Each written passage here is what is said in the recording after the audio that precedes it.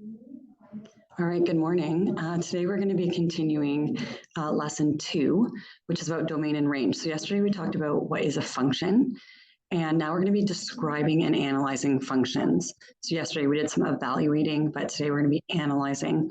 And some of these concepts are grade 10 concepts, but we're just changing the terminology to grade 11 terminology. So this is on page 3 of your lesson workbook, and it's actually lesson 2. For any relation, a set of values of the independent variable, which you guys would have talked about independent and dependent variable in grade 9 math. The independent variable is the x value. So it's the value that is not dependent on the y value. So like time, that would be an independent variable. That, now that we're in grade 11, we're going to call the domain of the relation. So in the first blank, you can go ahead and fill in the word domain.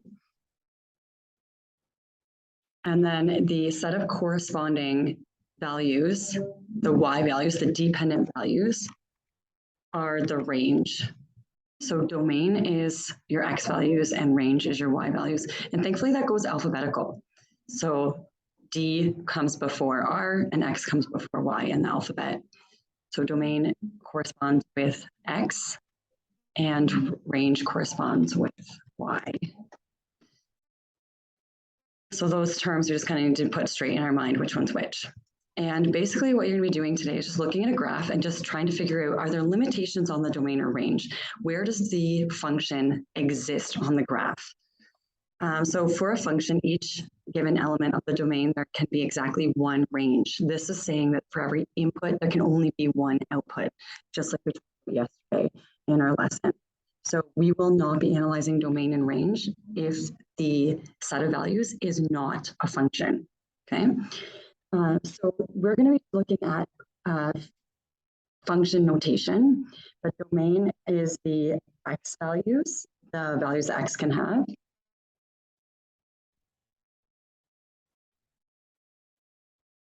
And the range is the values y can have.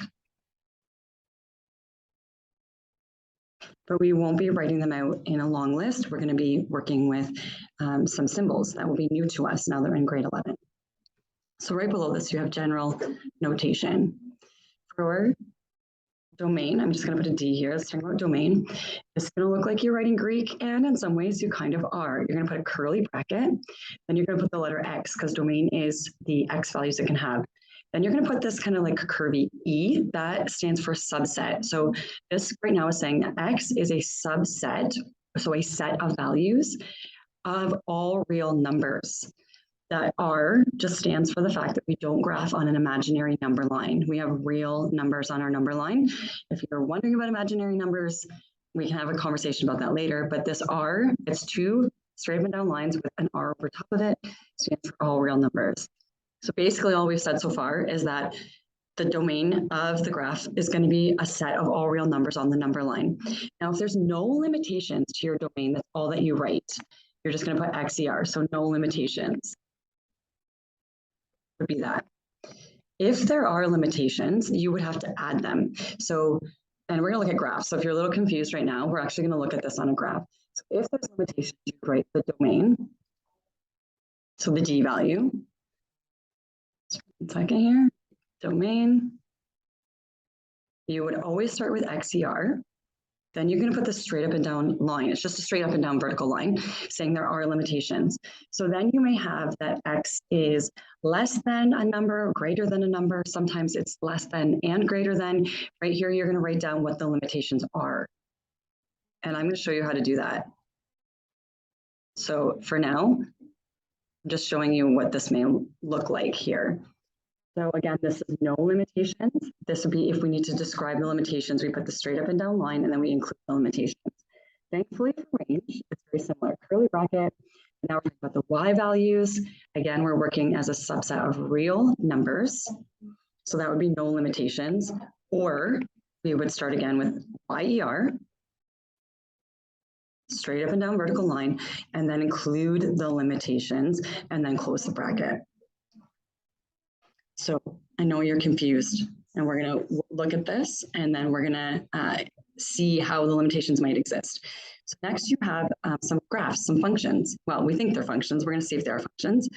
This one says to figure out the domain and range of this relation. You may notice it's y equals mx plus b. It's a line. This is a linear relation. So I'm going to just graph it, and then we're going to look at the graph and see what does this look like? How could we describe the domain and range? So I'm using Desmus, and feel free to do this when you're doing independent work today too. It's such a beautiful way to immediately see what this function looks like. Okay, so there's our vertical relation, or sorry, our linear relation. And if I take this graph and I scroll this way, or if I scroll that way, it appears as though it doesn't stop. I'm just going to zoom out and see what that looks like. So basically, when you see this linear relation, it exists forever and ever and ever to the left and to the right. In this scenario, we would say this relation has no limitations. My x values continue to get smaller as I go down and bigger as I go up. My y values, they continue to get smaller as it goes down and bigger as it goes up. So there's no limitations. This relation exists indefinitely to infinity, both to the left and to the right. So we're going to write down that this relationship has no limitations on both the domain and the range. So we're going to include the D and the R here, both as no limitations. So I'm going to put D. Sorry guys, my pen keeps dying. Oh, see if I can do this without my pen. Okay, so I'm going to put my curly brackets, D. Oh, sorry, I'm doing this, confusing myself because my pen's not working. I want to put the D first, and then the colon, and then the curly bracket. So I'm going to put D, the two dots. This is domain. Domain is X, and we said there's no limitations. So basically, we're going to say it's all real numbers on the number line. It could be -50, it could be +50, it could be 5, it could be -5. The domain does not have any limitations, and neither does the range. So I'm going to say YER as well. Basically, you're just saying no limitations on this graph. It exists indefinitely left and right. It didn't stop. That line just continued both directions. So linear relationship here, going in both directions, no limitations. Now let's see what happens with this one. You may be a little bit familiar with this equation, what it looks like. If you are not remembering what that graph looks like, this is going to be a parabola like you would have looked at last year. So the equation I'm putting into Desmus is y equals bracket x minus 1 squared minus 1 squared, and then plus 3. All right, so here's our parabola. And as you can see, it looks like a smiley face. It starts here on the left, it curves, it cuts to, this is called the vertex, and then it goes back up again. When I look at this relationship, that blue parabola is nowhere down here below the point of 1, -3. So this part of the graph, if I go like that and drag it up, there's nothing down here. But if I drag the other direction, you can see it goes up and up and up and up and up and up and up and up. And if I zoom out, you can see it goes up and up and up forever and ever and ever and ever. Okay, so there are limitations on this graph. It does not exist down below this parabola right here. So I'm just going to look at my graph here.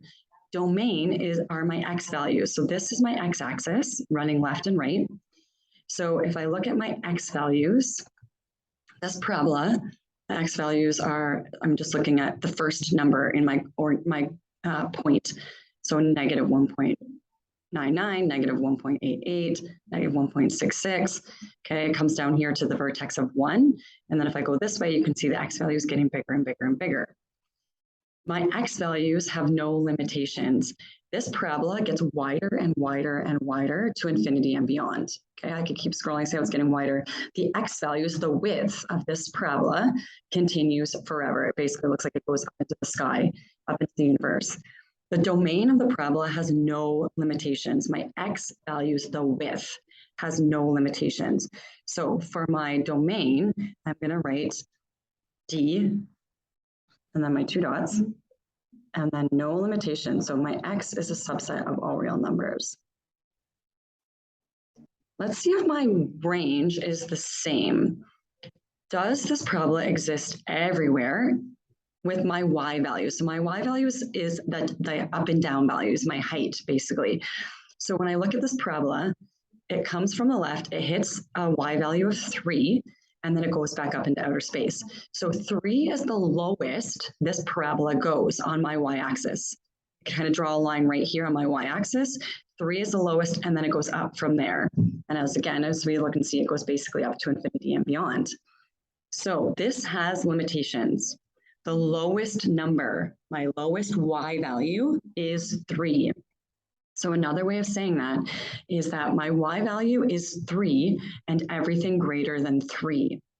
Again, I'm always going to start with YER. I'm talking about my real number line, but I have limitations. I have to include them. So basically, we just looked at the fact that y is greater than 3, but I'm also going to say it's also equal to 3. I have a filled in dot at 3. The vertex goes down to 1, -3, hits that point, and then turns around and switches directions. So y is 3 and everything bigger than 3. Okay, so everything greater than 3. I'm just going to look at what I wrote then. So this parabola exists in every x value possible because it's getting wider to infinity and beyond. However, the range is all, again, it's graphing on a real number line. Y is greater than and equal to 3. It's nothing less than 3. Okay, so some limitations there. Let's look at this one. This is definitely a new type of equation. Probably we haven't seen this before. So thankfully Desmos can handle it. It's going to graph it for us. And then we'll take a look and see what this looks like. So y is equal to the square root, and I'm going to put some brackets in here because I have x minus 1 underneath the square root sign, and then I hit my right over button to get out of the square root sign. And look at this graph. This is weird. Kind of looks like half of a sideways parabola. So it is a function because it passes the vertical line test. This is kind of a weird thing here. So this starts at 1, 3, and then it goes to the right forever and ever and ever and ever and ever and ever and ever and ever. I can zoom out and you can see that it just keeps going and going. Okay, so limitations definitely exist here. So let's think about whether it's domain or range. So domain is my x value. So I'm looking at my x-axis. This starts at 1, and then it gets bigger from 1 because it's going to the right. So if I drag my dots along here, it goes 1, 2, 3, 4, 5. It gets bigger and bigger and bigger as it goes to the right. So x is 1 and everything greater than 1. So there is a limitation. So XER first, straight up and down line. And then I'm going to say x is greater than and equal to 1 because it starts at 1 and gets bigger going to the right. Now the range also looked like it had some limitations. It didn't appear to exist in all numbers on my y-axis. So let's just take a look here. Okay, starting here, it's starting at 3. Okay, so I'm looking at my y-axis. It's important to make sure you're looking at y because we're talking about range. Starting at 3, and then what's happening to my y values as it goes to the right? They're also getting bigger. So I see 5.2, a 5.4. If I zoom out, like it's a really low curve, but you can see my y values. It is going up just really slowly. I have 9.797. So my range is going to be that y is at 3 and everything greater than 3. So I'm going to say y is greater than and equal to 3. So the domain and range both had limitations on them. All right. Just trying to get as many different examples as we can. Oh, this is a weird one. You might remember this from grade 10. X squared plus y squared equals r squared is a circle. So let's see what this looks like. X squared plus y squared equals 36. All right, so if you look at this circle, there's definitely limitations to this circle. You can see that it's here, this purple outline. It does not exist anywhere to the right of 6, above 6, to the left of -6, or below -6. Like if I zoom out, this purple circle only exists right there around the origin. So this one, looking at my x values, I remain -6 on the left is the smallest value that it has. And +6 on the right is the biggest value it has. It does not go lower than -6. It does not go bigger than +6. So I have a minimum of -6 and a maximum of 6. I have to figure out mathematically how to write that. I know we're like, just use English. It's way easier, Mrs. Reed. So with domain, XER, and I got to think about this. So I'm just going to write it down for a second. I had a minimum of -6. I had a maximum of 6. If you have a minimum and maximum, start with the minimum value. I'm going to put -6 here. And I'm going to say X is greater than or equal to -6. It did hit the dot at -6. But X is less than and equal to 6. Basically, what you're just writing is that X is in between -6 and 6. Okay, so that's how you write if there's a minimum and a maximum. Put the X in the middle because we're talking about domain, minimum value on the left, maximum value on the right, because X only exists between the values, the X values of -6 and 6. So minimum and then maximum. Thankfully, the range here is going to work the same, and it's a circle with the center at the origin. So my minimum and maximum values on my y-axis are -6 and 6. So this is going to look very, very similarly with range. So range is YER.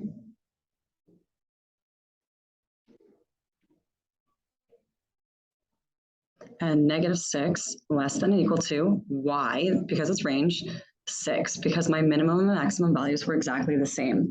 So we've just said that this graph only exists in the x-axis between -6 and 6, and on the y-axis between -6 and 6. And I'm just going to look at the graph here so we can see for sure that that's true. So I'm going along my x values. Look at the first number on my x on my points. So I'm just going to go up here. So -6. As I go along the circle, I get to -5. So it's getting closer to 0, -4, -3, -2, -1, 0 here in the middle. Then it's going to go up 1, 2, 3, 4, 5, 6. And then it starts over again, goes 5 to 0, and then to -6. Same with my y values. If I look at my y values, here's my greatest value of 6. As I go down, my y value is getting smaller. Look at the second number. So I'm at 5, 4, 3, 2, 1, 0. Now it's going in the negatives. So it only exists between -6 and 6. All right, you guys can see your next equation. Again, looks quite different. This is a relation that includes a fraction. So in Desmos, I'm just going to write 1 divided by, and then I'm going to include some brackets, x plus 8. Oh, this is weird. Okay, so take a look at this. I'm going to zoom out so we can see what's going on here. This looks really, really odd. It looks like it continues left and right, but it has this weird space, this gap here in the middle where it doesn't seem to connect. So in math, this is called an asymptote. So an asymptote is a line that a relation approaches but never crosses. And in this case, it kind of looks like, what's it approaching? -3. I'm just going to try to test it out. I'm just going to put in a vertical line here at -3 and see if that is true. Is it approaching -3? Just going to change the asymptote line to blue. Let's see what this looks like. I'm going to scroll down. Yeah, so see the relation is approaching the blue line, but actually never touches the blue line. It's getting closer and closer and closer, but as I zoom in, you can see there's actually a gap there. So it looks like it exists everywhere except -3. So in this relationship with an asymptote, I just have to include the value that it does not exist at. So my domain, XER, the X value where it does not exist is X does not exist at -3. It's everything else. It's all real numbers except for -3. Let me go back to the graph here so you guys can see that. So my X value where this graph does not exist is -3. It's right here on my X-axis at -3. Now let's look at my range for a minute. So range are my Y values. So going up, does it look like it ever stops? No. And going down, does it look like it ever stops? No. So there is no limitation on my Y value. It goes up and up and up forever. It goes down and down, down forever. So my range is just YER, no limitations, done. I know this is a new concept. We're going to be practicing this today. We'll go over it again tomorrow. We'll have lots of different graphs that we can practice this with. The key concept is the domain and the range of a function can be found by determining the restrictions based on the graph that is shown for that equation. Restrictions can occur on the x-axis, which is the domain, or the y-axis, which is the range. And we have some set notation that we're going to be working with. We're going to really try hard to write in what looks like a Greek, a different foreign language here with our different mathematical symbols. So I'm going to just show you guys a couple of different graphs here so we can analyze. And what I want to encourage you to do is on the graphs, really focus on my x values and my y value. So where does it exist? So this graph actually, if you guys can see this graph here, I'm going to leave it here small, sorry guys. It starts at this dot and then it goes down. So when I look at my x values, it starts at -5 and then it does continue all the way to, it looks like 5, because here's where it starts going down to 5. If you look at your y values, it's going to start at 5 and it's going to be everything less than 5. There's an arrow here. It goes down and down and down and down forever. So talk it through, like look at the x values, look at the y values. If for now you have to write it in English, write it in English. We'll figure out how to write it in symbols tomorrow. One thing I want to point out to you that doesn't get included in the graphs in the lesson workbook is if it has an open circle, it starts right below that open circle. It does not include -3. So if I was going to say the domain of this graph, I would actually say that x, so it looks like it has a minimum and a maximum, -3 and 1. I would say -3, x is greater than, but don't include the straight line underneath. It does not exist at -3. It's an open circle. So -3, x is greater than, so -3 with the symbol, x in the middle, and then it does exist at 1 because it's a filled in circle. So we have to be really careful with those symbols. Sometimes it can be a little tricky, but for now, just try figuring out where does this exist on a graph with the minimum and the maximum values. I find another graph here. So let's look at this one. Here's a parabola. The domain, so my x values is getting wider forever and ever and ever. So there's no limitations on D, but my range, it's only everything greater than 0. It does not exist below 0. So this would be y is greater than and equal to 0. Okay, so domain is your x values, range is your y values. Practice this, write it in English, work as a group, and tomorrow we'll see where we're at with this concept and we'll continue practicing it. I'll see you guys tomorrow.